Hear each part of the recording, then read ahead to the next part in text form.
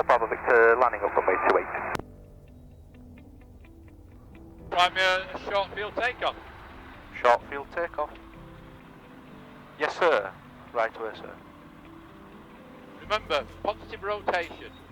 When it sort of comes towards its flight speed, you're holding it sort of flat on the ground, so it won't show any signs of lift. When it gets towards flight speed, positively rotate it, get it off the ground, then let it accelerate, and then climb out. Yeah. Okay. Right. Go for it.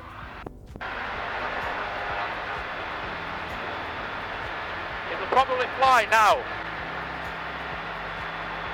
Let it accelerate, take it up, bring it up. Engine failure. Don't put the brake on. Brake won't do you any good at all.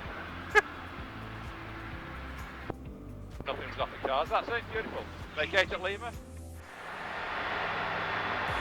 Let it accelerate, take it up, bring it up. Engine failure. Don't put the brake on. Brake won't do you any good at all. Nothing's off the cars. That's it, beautiful. Vacate at Lima. That's it. That's fine. You did the right thing. You put the brake on.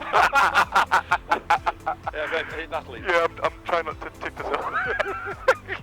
I want you out. Oh my God. Brakes don't work in there. They're not air brakes. Say that was pulled on you without any prior warning. Yeah. You did all the right things, and we got a decent landing of it. So if that happened to you for real, you know, you'd be straight forward, yeah.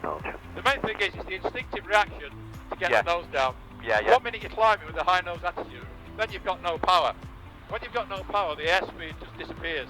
Yeah. When the airspeed disappears, you stall. And it'll slow down very quickly at the high nose attitude. You've got to get it into that glide approach.